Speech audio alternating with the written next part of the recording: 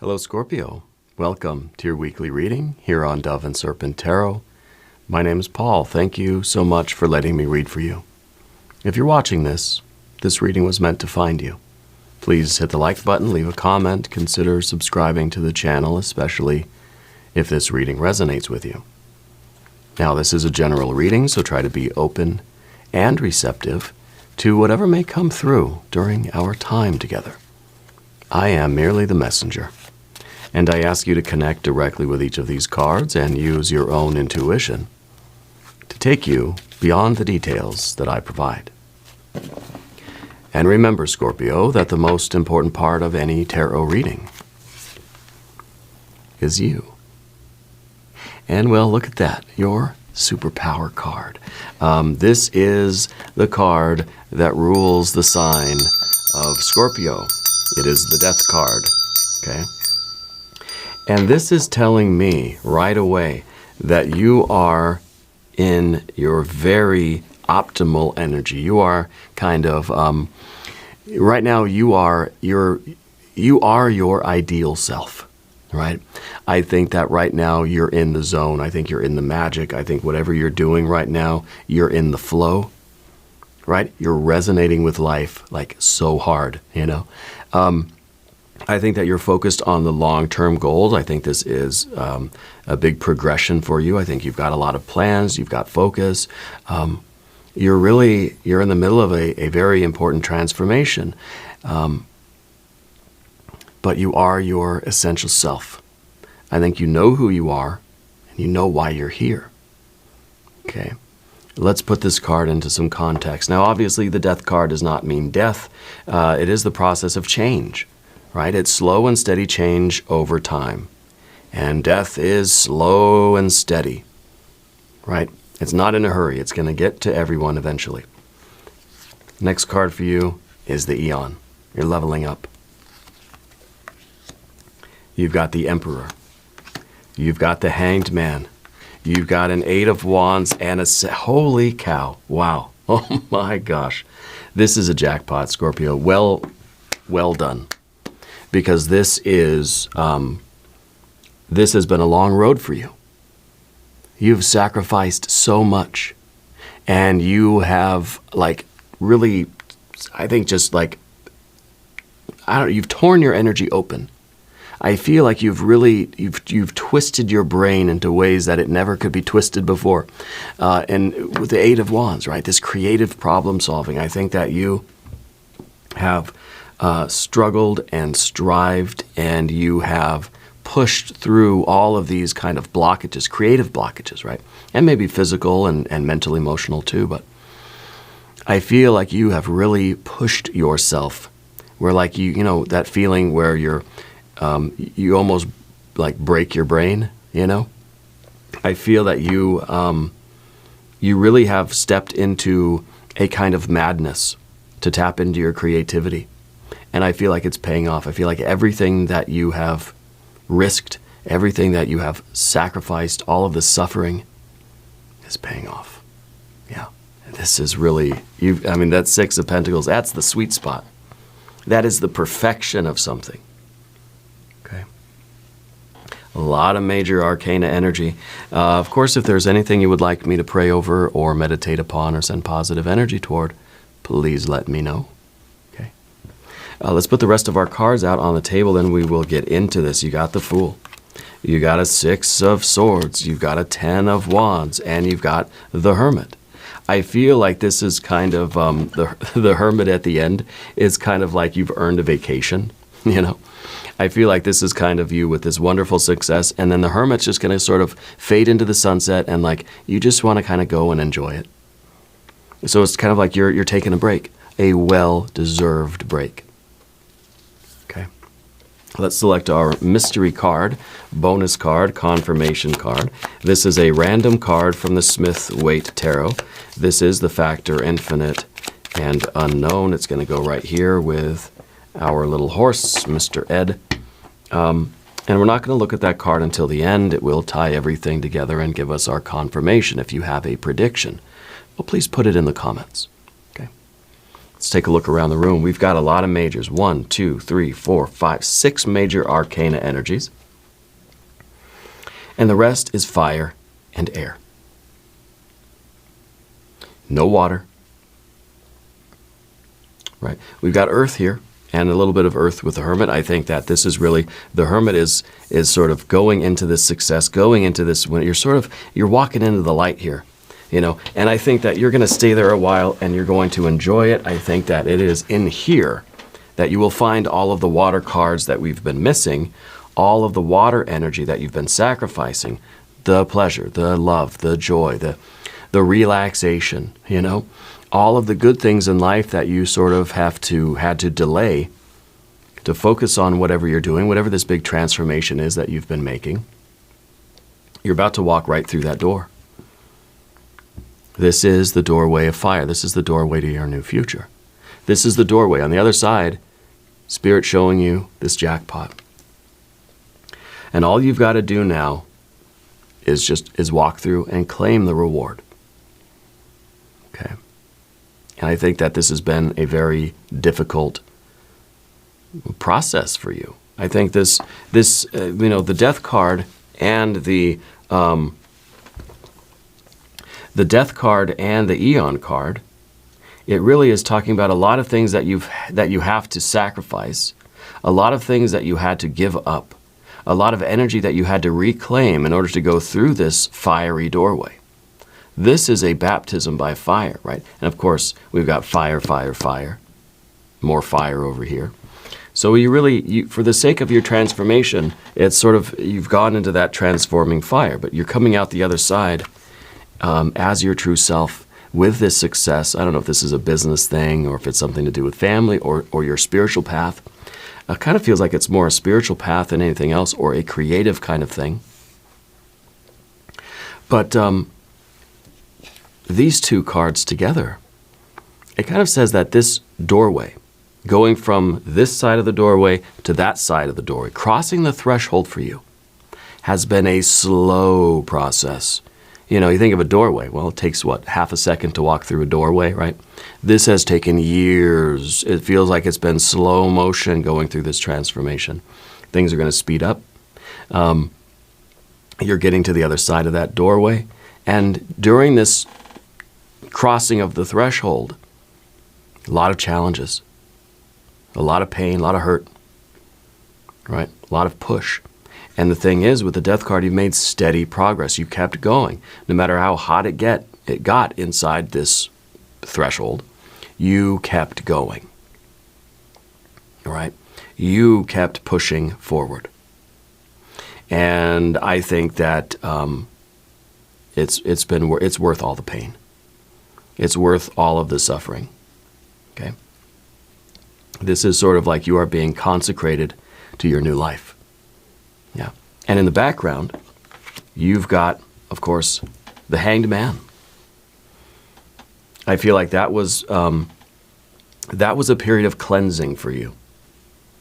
Right? This was a period, I think, of doing the internal work, understanding who you were and what you had to let go of, so that we could then do that process of letting go. You know, this to me also feels like before you began this process, I feel like there was doubt in you. I feel as if you were in a position in life long time ago.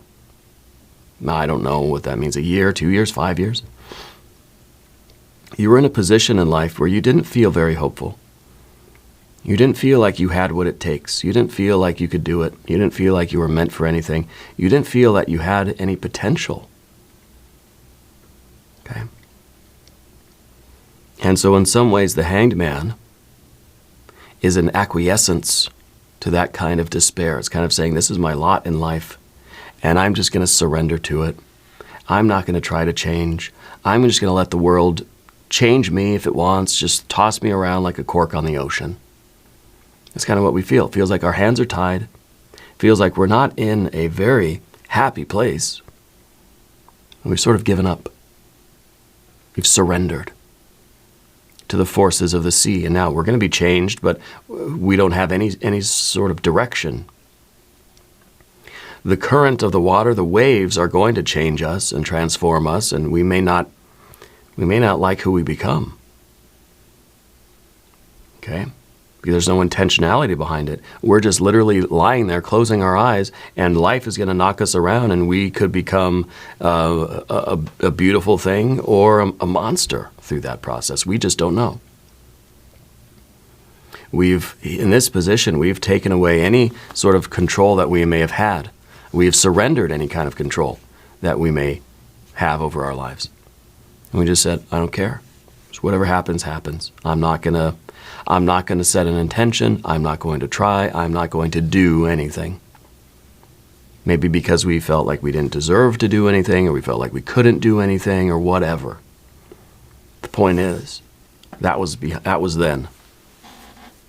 Right? And this is now. Really, this is now. The future is now. Okay? And this is well done. Okay? I think that in this case, this threshold here, the fiery doorway is kind of acting as the art or temperance card does, that pressure cooker. And so because I said earlier, I said, well done, right?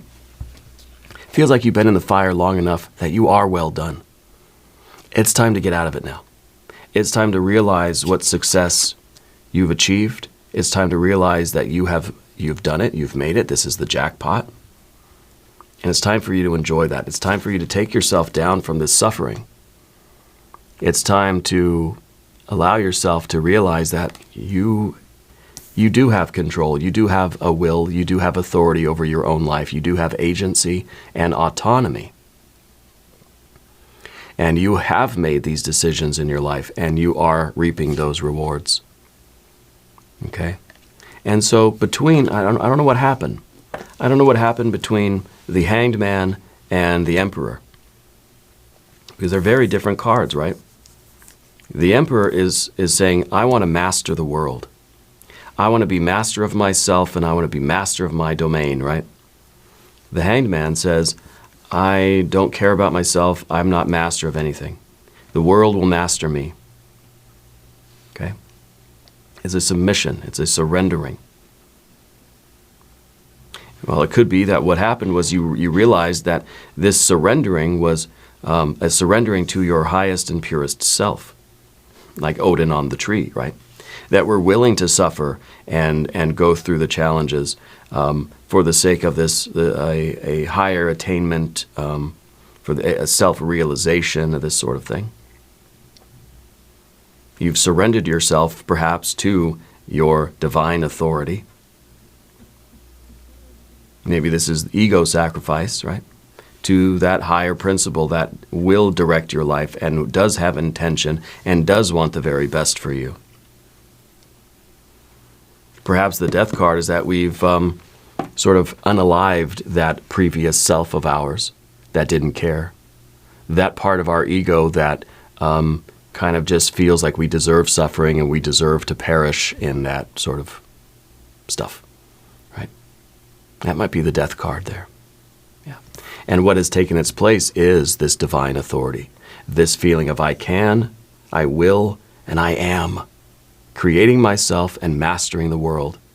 Mastering my world, not the world, not like Alexander the Great or something. You are, I'm getting goosebumps now. That was weird. I felt something was crawling on my skin. This is a very special reading for you. I think that you've surrendered yourself to your divine will, to your true self, your higher self, God, goddess, deity, spirit guides, guardian angel, whatever you want to call it. And it's like you are now possessed by this very confident and powerful and magical spiritual energy that is and has been directing your life. Okay, even when we're up there in that Eight of Wands, and it feels like our mind is about to snap. It feels like life has been so busy for you, right? It feels as if and maybe this hasn't been very long. Maybe going through this doorway, maybe it is just takes 1 second to step through, but it's felt like an eternity, right? It's felt like it's been 20 years. that we've been in that fire. Okay, which makes sense why the hermit at the end here is going to want to just go take a rest and kind of sit down and catch your breath, you know.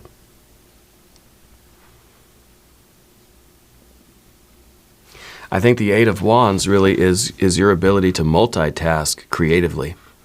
And whatever we're really talking about here, whatever the details are for you, I think that you're very capable of doing a lot of things at once. You're pretty good at multitasking. You're a creative problem solver. Okay.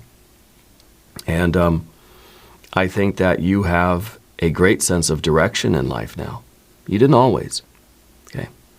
And you know, I'm wondering now if it almost has been like, if it's felt like you've lived a whole lifetime, but just crammed into like 1 year.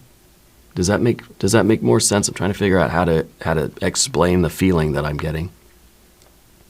It feels like you've lived lifetimes, right? It feels as if that doorway that really only took a second to walk through, it feels like it was in slow motion eternity, right? But a lot has been going on. It could be that you've made a lot of changes, set a lot of intentions, that you have created a lot of things, you've started a lot of things, you've done a lot in a very short period of time. Yeah, which kind of says, yeah, it probably was very difficult. A lot of late nights, a lot of early mornings, a lot of pain, a lot of sacrifice, a lot of suffering. But it's all paying off with that Six of Pentacles. That is the jackpot. That is the success and the harmony. That is the perfection. That is the sweet spot of life, right? That's the best day of your life. That is the winner's circle. That is you basking in the glory, right? And there's obviously a financial component to some of this, I think. It is not just a stability of life, it is a perfection of life. And now, as we talk about the path of the serpent, I'd like to ask for your subscription. If you haven't subscribed yet, please do. It's free, doesn't cost anything, supports the channel. I appreciate that. Your general energy becomes the Fool. It's similar to the Hanged Man, right? Neither of these really have a direction. Both are just kind of going with the flow, you know. The difference here is in attitude or in perspective. The Hanged Man is sort of sinking to the bottom, rock bottom. The Fool is kind of floating up to the top, right? It's like Charlie when he takes that fizzy drink and he starts, you know, floating up to the ceiling. Well, there's danger up there too, if you remember the story. There's that fan up there, and they don't want to, you know, be totally unaware of what they're doing, and then they just float away right into the fan. That'd be terrible. I don't know if you've read that story or seen that movie, but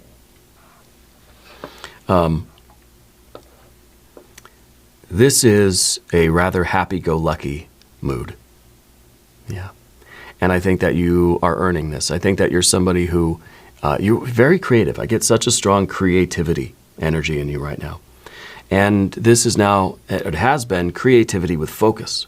It's one thing to have talent, right? One thing to be creative. But if you don't have if you don't take it seriously, nothing will materialize. So these two cards together now are also very different. Because again, just like these two, it's sort of, I want to be master of the world. I don't want to be master of anything. I don't care what happens. The Fool is kind of saying, I don't care what happens. It's all good to me. The Hanged Man is saying, it's all bad. The Fool is saying, it's all good. So it doesn't matter what happens. The Emperor is in the middle here trying to get control over these, you know, unruly children here. So having the talent and the creativity, it needs the structure, it needs the intention, it needs the organization, it needs the discipline and the willpower. These two together create success. This is a piece of art. And it may be that you are that piece of art, or your life, or maybe a particular project, or whatever. These are very important energies. Okay. And now I think in the environment, of course, we've got Six of Swords in the environment. I think that your relationships are improving greatly. And I think that really goes a long way to improving your mood, improving your outlook, and improving your experience of life when your interpersonal relationships seem to be in harmony. I feel like you're looking at the world now through a fool's eyes, then through a hanged man's eyes, right? And that's changing what you understand about the world and how you relate to the world. It's changing your worldview, right? It's changing your personality, your personal reality. So this is kind of that, Six of Pentacles, Six of Swords. There's a connection here. By changing how we relate to the world, we're sort of changing ourselves and the world at the same time. Okay? Our personal reality now is one of giving ourselves over to the self-control dictated by the higher spiritual forces. And we're changing our worldview or our personal reality or our personality from this pessimism to this optimism, from this hopelessness to this hope, from this all bad to this all good. And now the world itself, Six of Swords out in the environment, we're in harmony with the world around us. The world seems like a good place. The world seems like it's full of love. It's full of connection. It's full of good people, cool people. It's full of, interesting things, right? The fool wants to experience everything of life. The hanged man doesn't care, doesn't want to experience anything. Just whatever happens, happens is fine. It's different attitudes. And we're changing our personality. And I think that really is our personal reality. Because that spiritual light, our consciousness, comes through the sort of the diamond of our personality, of our souls, right? And the world looks a certain way, and we look a certain way, and we experience certain colors and certain shapes and certain things, and we get a particular impression of the world and of ourselves. So changing our personality, changing our attitude, changing kind of how we're looking at things through which kind of a lens, right, is going to change that reality. And what is it, Wayne Dyer? Change the way you look at things, the things you look at change, right? And I think this is that. We start looking at things through a positive lens, and we see that, hey, our relationships are getting better. There are people there that love us. We are making connections. We are of value in this world. We are creating the masterpiece. We are the masterpiece, right? Life is the masterpiece. We've got a problem with the Ten of Wands here, though, and it reminds me again of Charlie and the Chocolate Factory, right? All his family, they were in bed. They were bedridden, right? And he was the one that was out. He was working in the factories or whatever, right? And his family was laid low, couldn't get out of bed. But as soon as Charlie got the golden ticket, his whole family was up out of bed dancing around like, excuse me? You've been in bed for the last 10 years. Couldn't move, couldn't do anything, couldn't help out, couldn't go to work. Suddenly now that I've got something, now you're up out of bed, you're dancing around doing backflips and things like that. Doesn't make any sense to me, right? That's what I'm feeling with this Ten of Wands. I feel like as you're achieving success, the last thing you want is for people to now suddenly come around and think that that they're going to celebrate with you or that they're going to benefit from your achievements. It feels like this is Charlie's family who've been bedridden for years. Suddenly now that you've achieved something, now they're coming around. Now they're waking up. Oh, now you can get out of bed, right? Okay. So I feel like that's kind of an energy that you're not going to put up with. And that's something that maybe is leading us into our hermit energy too. So we're realizing those people that, I don't, just as we can choose with our Emperor what we want to engage with, what we will do, and we have intentions, we have willpower and direction, we also kind of know what we don't want. We know how to get away from things that are toxic to us. We know how to get away from the kind of the burden of other people's issues or other people's manipulation or of wanting to feed off of your energy. Does that make sense? So I think that's what the hermit is recognizing. The hermit is saying, I don't need negative people. I don't need those kind of vampires in my life. I don't need anybody that's going to be that way with me.